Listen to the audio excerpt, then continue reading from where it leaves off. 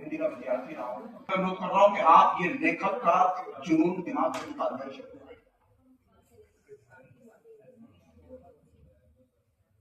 जब हम यहाँ आए हैं तो हम प्रोफेसर नहीं हैं।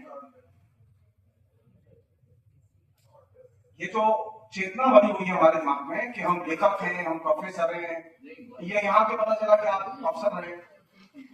अच्छा, मैं नहीं जानता, मैं बहुत क्योंकि मैं इस पूरी दुनिया से बहुत दूर रहता हूँ। मैं जो मेरी दुनिया में थोड़ी सी अलग है। हम लोग यहाँ थोड़ा सा एक नागरिक की तरह सोचें। ये मेरा बहुत साफ कहना, तो चीजें बहुत ज्यादा साफ दिखाई देंगी। अपने आग्रह और पूर्वाग्रह दोनों से बाहर निकल के देखें। राजकुमार जी ने मेरी समस्या आसान भी की और बढ़ाई भी की। आसान इस सेंस में किया, उन्होंने एक अच्छा पर्सपेक्टिव यहाँ रखा है। मैं पहले सोच के कुछ और आया था, उसमें से या जो भी 3 वक्ता बोले उन्होंने मेरे 75% पॉइंट खा दिए। फिर मेरी अब दिक्कत की कल्पना कर सकते, मैं जिस विषय को 1-1.5 महीने से पढ़ रहा था। अच्छा, वो ये कि रजनी जी, मैं यहाँ किसी को नहीं जानता, एक सूर्य बादल थापा है उन्हें जानता हूँ, और फेसबुक से जो लोग जुड़े उन्हें तो जानता हूँ, लेकिन फिजिकली जिन्हें मैं जानता हूँ तो उनके कहने से मैंने हाँ करके, मुझे मालूम नहीं था कि कौन लोग आए थे। अच्छा, कल मन से मैं आपकी आलोचना कर रहा था, मैं आपको वो तो सुबह आके थोड़ा सा मैं मतलब नॉर्मल हुआ, धीरे धीरे यहाँ के परवेश में।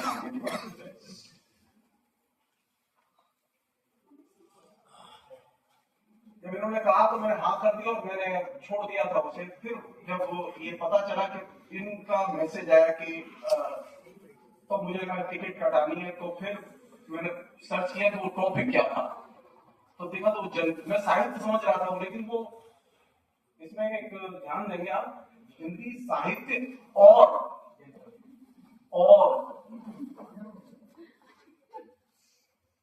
मैं पहले उल्टा पढ़ रहा था। कायदे से इसे रिवर्स कर देना चाहिए, तब हम मुद्दे पर आएंगे। लेकिन जब मैंने देखा कि ये तो, अब मुसीबत यह कि मैं तो हिंदी का शिक्षक रहा हूं और मैंने तो बड़ा अन्याय किया है। आपकी नहीं जानते, मैंने तो भाषा नहीं पढ़ाई। जिस भाषा में मैं पढ़ा लिखा बड़ा हुआ, मैंने उसे पढ़ाया ही नहीं, और मैंने ही नहीं, या जितने प्रोफेसर बैठे उन सबकी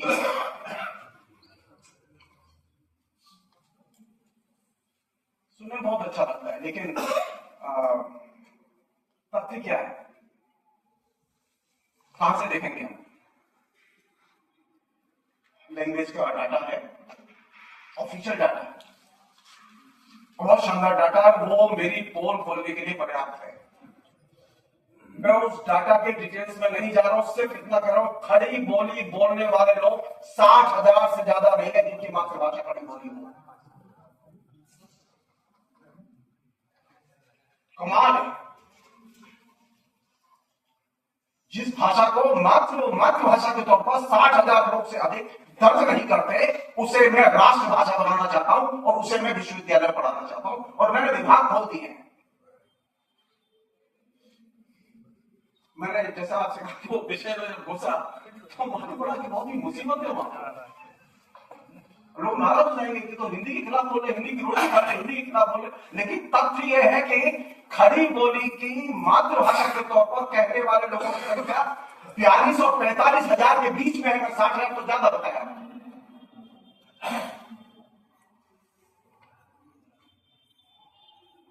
ये जो भाषा की सवाल है ना, ये बहुत ही उत्तेजना पैदा करता है। और हम तो हिंदी के शिक्षा के, हम तो आधे जुनून में तो वैसे ही रहते हैं। यूनिवर्सिटी में पढ़ाते हैं, जमीन पर पैर नहीं रहते हमारे।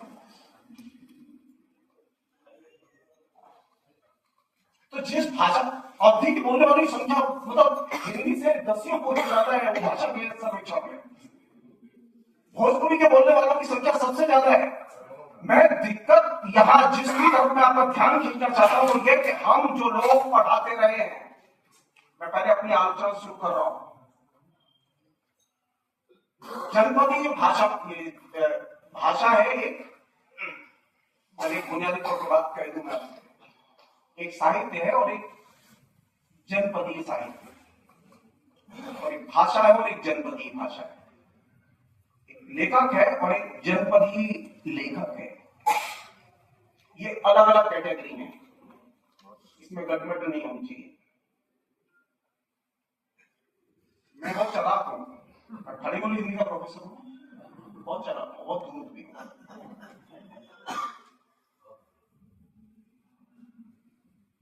मैंने खड़ी बोली, अब देखिए, सब जानते हैं खड़ी बोली हिंदी जो है वो बाजार की भाषा थी, और वो दिल्ली के खत्री बाजार के व्यापारी थे, उनकी भाषा थी। वो दिल्ली के बाजार की भी भाषा नहीं थी पूरी तरह।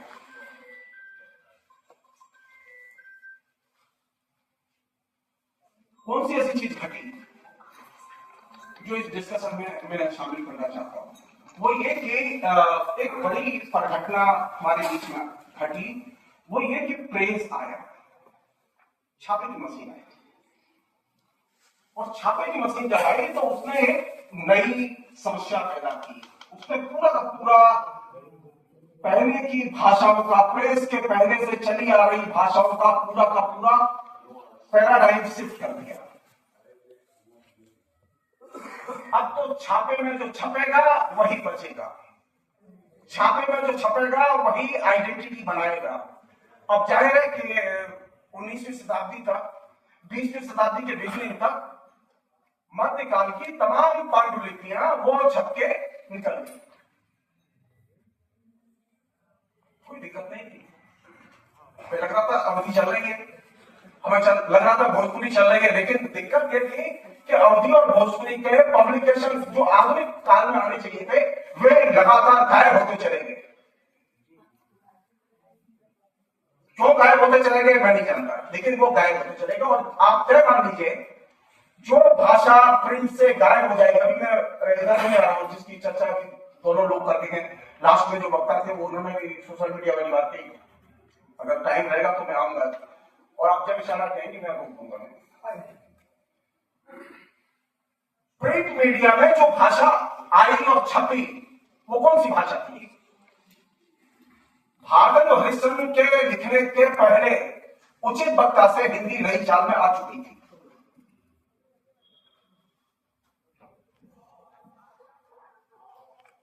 फर्क जो था, जिसका जिक्र किया जाना चाहिए, वो है प्रिंट टेक्नोलॉजी।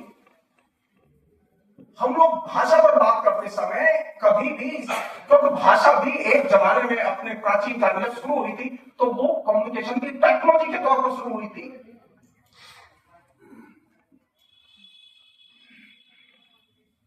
आज स्थिति है कि हमारे पास में दसियों तरह के मीडिया है, तो प्रिंट टेक्नोलॉजी में जो भाषा सबसे अधिक विकसित हुई, जो आएगी वो भाषा का रूप लेती जाएगी। खड़ी बोली हिंदी आई तो बोली थी, लेकिन वो भाषा के तौर पर विकसित होती चली गई।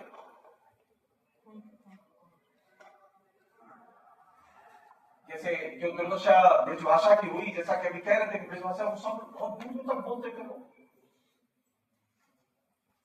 फ्रांस में प्रोवेंसाल की भी यही दुर्गत हुई। प्रोवेंसाल भाषा जो है फ्रांस में एकदम दूर दूर तक बोली जाती थी, लेकिन जब आधुनिक काल आया और प्रिंट टेक्नोलॉजी आई तो उसके जरिए जो चेंज आया, जिसे हमारे यहाँ हिंदी में बहुत ही सरलीकरण करके नेशनलिटी की लैंग्वेज के तौर पर खड़ी बोली हिंदी के विकास को पेश करने की कोशिश की गई रामदास शर्मा और दूसरे लोगों ने। मैं उसके डिटेल्स में नहीं जाना चाहता, लेकिन मैं सिर्फ जो चीज कहना चाहता हूं वो ये, खड़ी बोली हिंदी की तरह अगर अवधि में भी प्रकाशन आते, भोजपुरी में भी प्रकाशन आते और उस धारावाहिक प्रकाशन आते, तो भोजपुरी और खड़ी बोली हिंदी को सस्टेन करने से कोई नहीं रोक सकता। आप रील बना के सस्टेन कर सकते हैं। आप देखिए, अमिताभ बच्चन से पूछा गया एक बार कि आपको हिंदी के अलावा किस फिल्म में काम करना, किस भाषा में काम करना आपको अच्छा लगेगा? सबसे पहले जानते हैं अमिताभ बच्चन की चॉइस क्या थी? अमिताभ बच्चन ने कहा कि मैं भोजपुरी में काम करना चाहता हूं। क्यों? क्योंकि भोजपुरी का जो श्रोता वर्ग है वो विशाल है।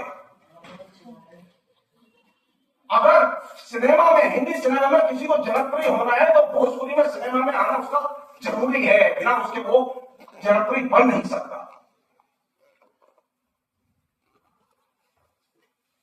हमने क्या किया?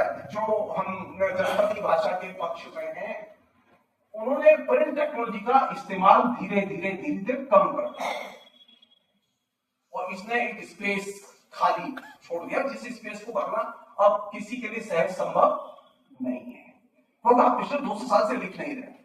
आप किससे काम चला रहे हैं?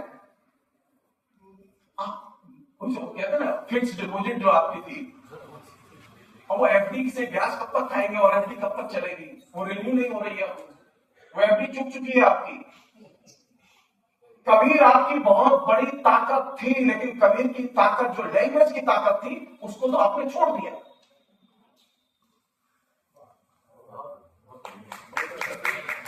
मुसीबत यहां पर है कि हम जिस चीज को पहचानते हैं और हम जानते हैं कि ये ताकत है। मैं अपना दुख बता रहा हूं, मैं रिटायर हुआ तो मेरे सामने सोचा कि मैं कहां रहूं।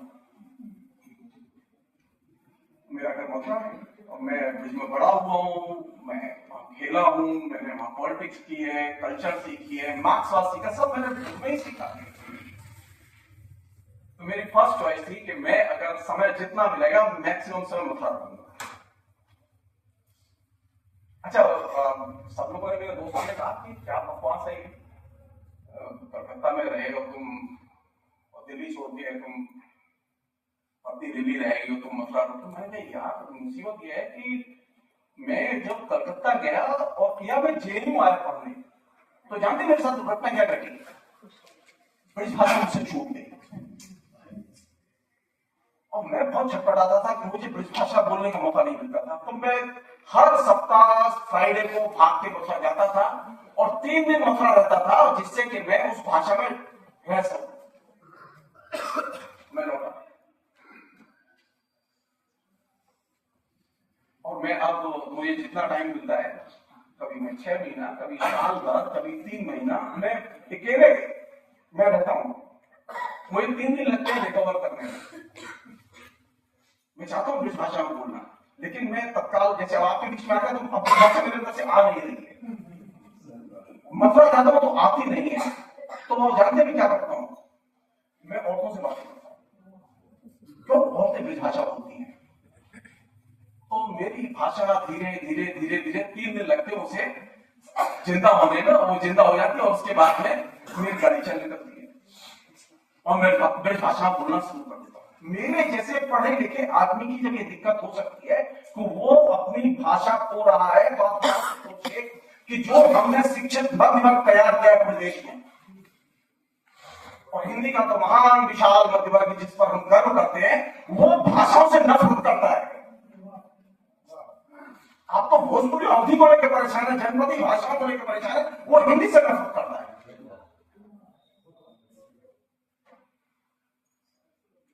शिक्षित वर्ग अपनी भाषा से नफरत करे, अपने खान पान से नफरत करे, अपने लोगों को वो हेट दृष्टि से भाषा बोलने वाले को। मैं ये एक्सपीरियंस सबको सुनाता हूं, आपको भी सुना रहा हूं, क्योंकि मैं आपके यहाँ पहली बार आया हूं, तो इसलिए आप मुझे क्षमा करेंगे। मैं जब जेएनयू में था तो अचानक मीटिंग चल रही थी, तो मैंने कहा कि मैं प्रेसिडेंट का चुनाव लड़ूंगा। तो हमारे दोस्त विकास करात ने कहा कि क्या बकवास है, क्यों? हार जाओगे। अरे तुम, मैं अंग्रेजी अभी भी नहीं जानता, मैं अंग्रेजी पढ़ी ही नहीं, जीत करके अंग्रेजी नहीं पढ़ी। मैं संस्कृत पढ़ी और उसके बाद हिंदी पढ़ी और मैंने कोई भाषा नहीं पढ़ी। तो मैंने कहा कि अंग्रेजी वाले भी तो चुनाव हारते रहे हैं, उनका भी तो रिव्यू हुआ है, हिंदी वाला भी हार जाएगा तो उसका भी रिव्यू कर लेंगे। मैं जीत करके, मैंने चुनाव में खड़ा हुआ, मैं जीत करके, मेरे खिलाफ थे निर्मला सीतारमण के पति प्रभाकर बरकाला, वो विदेश से पढ़ के आया था, मैं संस्कृत पाठशाला से पढ़ के आया था, वो नरसिम्हा राव का भतीजा था, मेरा तो कोई चाचा था ही नहीं नाम। मैं ठेठ हिंदी में बोलता था और गर्व करता था। वो दिन और आज का दिन, जेएनयू में मेजॉरिटी लड़के सामान्य कम्युनिकेशन में अपनी भाषा का प्रयोग करते हैं। भाषा आप जब तक एसर्ट नहीं करेंगे, आचरण नहीं करेंगे, वो फैलेगी नहीं। हमने क्या किया कि हमने भाषा को लेके तो हमारे यहाँ दमनात्मक एटीट्यूड्स रहे, याद रहने तो ये नाराज रहेंगे, अंग्रेजी बात कर लेते हैं। बाइलाइबल जैसा वाइस चांसलर जो कि बीएचयू का टॉप साइंटिस्ट था लेवल का, तो सारी दुनिया में विख्यात था। जब पहली बार 1980 में मिलने गया तो मैं जब हिंदी में बोला तो उन्होंने पूछा कहां से पढ़े तुम? मैंने कहा सर मैं संस्कृत पाठशाला से पढ़ के आया हूं और संपूर्ण संस्कृत विश्वविद्यालय से एफिलिएटेड है। अरे मुझे बड़ा अच्छा लगा। अब मेरे से साथ थे लोग, सब अंग्रेजी में बोल रहे थे और मैं बेवकूफ की तरह हिंदी में बोलता था, और मुझे लैंग्वेज की कोई समस्या लगती थी, मैं हिंदी में बोल रहा था। मैं जो चीज आपसे कहना चाहता हूं, उन्होंने कहा कि जब जरूरत होगी ना तुम आओगे, और एक चीज और आओगे तो पान जरूर लाओगे। हिंदी वाले पान खाते हैं। अब आप सोचिए लेवल का टॉप साइंटिस्ट, उसकी समझ, और हमारे यहाँ जो लोग हैं, ये मैं क्यों कह रहा हूं कि जो अभी किसी ने कहा कि खान पान भी हमारा गायब हो रहा है, ये बात तो सही है। आपकी अगर भाषा छूटेगी तो आपकी संस्कृति का बहुत बड़ा हिस्सा है आपका भोजन। इसे पॉलिटिकल टर्मिनोलॉजी में कहते हैं कल्चरल इंप्रिंटिंग, जो हमारे जहन में उतार दिया गया है। इसके कारण आप अपनी भाषा से, अपने कल्चर से, अपने लोगों से नफरत करते हैं। एक अन्य चीज, चूंकि इसका दायरा बहुत बड़ा है आपके एरिया का, और तो मैं एक छोटी सी बात कह के मैं पहले वो जनपदी जो भाषा में जो साहित्य है, जो खड़ी बोली हिंदी है, जो उसके लेखक हैं, उनसे मुझे कोई शिकायत नहीं है। वो खड़ी बोली में लिखने का उनका हक है, और वो विभिन्न बोलियों के इलाके के जीवन पर जो वे विषय चुन रहे हैं और लिख रहे हैं, वे अपनी भाषा में लिखें, ये उनका हक है। लेकिन साहित्य में एक प्रामाणिकता नाम की चीज होती है। अगर आपके पात्र आदिवासी हैं तो आदिवासी कभी अपनी भाषा में तो बोलता होगा। अगर आपके पात्र बंगाली हैं तो आपका पात्र कभी बंगला में तो बोलेगा। हमारे यहां धड़ाधड़ रचनाएं लिखी जा रही हैं, लेकिन वो पात्र अपनी भाषा में नहीं बोलते। इसने क्या किया कि जो लेखक है, जिसकी की एक पहचान है, इसको भी उस भाषा से दूर कर दिया। और इसका जो सबसे गंभीर पहलू है वो ये कि ये लेखक उस भाषा को नहीं जानता। कौन सी चीजें कहानी में होता उपन्यास में लाता हूं, मैं कंटेंट की बात नहीं कर रहा हूं। लैंग्वेज, और लैंग्वेज में भी उसका एसेंस, मर्म बहुत महत्वपूर्ण होता है। विषय की प्रस्तुति उतनी महत्वपूर्ण नहीं होती। बंकिम चट्टोपाध्याय से जब पूछा गया कि आपकी रचनाएं ट्रांसलेट की जाएंगी, तो उन्होंने कहा कि ये तो ठीक है ट्रांसलेट की जाएंगी, लेकिन बंगला का जो मर्म है वो कहां से लाओगे? अब बंगला का मर्म कैसे काम करता है उसका एक अपना अनुभव बताता हूँ, क्योंकि मैंने वहां सीखा उसे। मैं कलकत्ता गया तो अपॉइंटमेंट के मुश्किल से 7-8 दिन बाद मैं ट्राम है वहां चलती है, तो मैं ट्राम में जाके शाम बाजार से कॉलेज स्ट्रीट से जाता था कॉलेज स्ट्रीट। तो ट्राम में था, मैं तो ट्राम भरी हुई थी, मैं खड़ा हुआ था, मेरे पीछे 3 औरतें थी। तो जब उनका स्टॉप आने को था तो उसमें से एक औरत ने धीरे से कहा, एक तो देखी, अनसुना कर दिया। बहुत धीरे से और प्यार से बोली वो महिला, और मुझे समझ में नहीं आया। तो फिर उसने 1 सेकंड के बाद में फिर टोन अपनी बढ़ाई, एक तो देखी, मैं तब भी नहीं सुना। 1 सेकंड बाद फिर उसने जोर से कहा, एक तो देखी, गड़बड़ कर रहा हूँ, ये मेरा बात भूल गई। तो मैं किनारा करके अलग खड़ा हो गया और वो तीनों महिलाएं फटाक से अपने स्टॉप पर उतर। अब हमारे एक देखी मतलब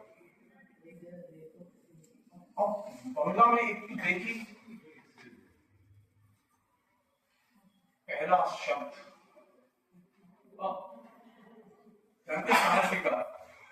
उन महिलाओं के साथ। अब मैं क्लास में जब गया तो मैंने सबको सुनाया और सारी क्लास हंस रही थी सर। और महिला की पहली शिक्षा शुरू हुई, मुझे समझ में नहीं आ रहा था वो इतनी प्यार से कह रही थी टू देखी। जब जोर से कहा तो मुझे समझ में आया कि गड़बड़ हो रही, तब भी नहीं समझ में आया उसका मीनिंग। भाषा और उसके पीछे छुपा हुआ मार्ग। आपके कहने से अब जिस धंधे में फंस गया हूँ मैं, निकलूंगा अभी महीना का, आपको तो मैं वो समर्पित करूंगा और फिर समर्पित करूंगा ही मैं, वो जितना टाइम लगे। हम कितने खराब प्रोफेसर हैं, मैं उसकी तरफ ध्यान खींचना चाहता हूँ। हमारे यहाँ लिटरेचर का काम होता है, फील्ड सर्वे नहीं होता। मुझे अच्छा लग रहा है जैसे कि 150 से अधिक थीसिस अवधि में लिखी गई हैं या अवधि के विषय पर लिखी गई हैं, लेकिन फील्ड सर्वे नहीं है।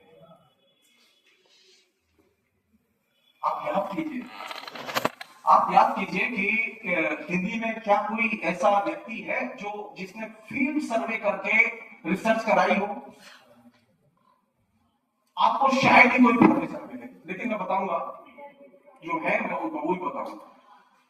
ये यशस्वी लोग हैं, मैं यशस्वी लोगों की बात कर रहा हूँ, वो चाहे नंदलाल वाजपेयी हो, चाहे वो हजारी साहब द्विवेदी हो, चाहे वो डॉक्टर नामवर सिंह हो, चाहे वो और दूसरे लोग हों, क्योंकि हमारे फील्ड सर्वे की कल्चर नहीं है। मैं नहीं जानता कि मेरी भाषा के कौन से शब्द मर गए। मुझे पूरा हक है ये जानने का, मुझे पूरा पैसा मिलता है, साल में मैं 30-40 लाख रुपया तनख्वाह उठाता हूं, लेकिन मेरे पास में एक वाक्य नहीं है बोलने के लिए।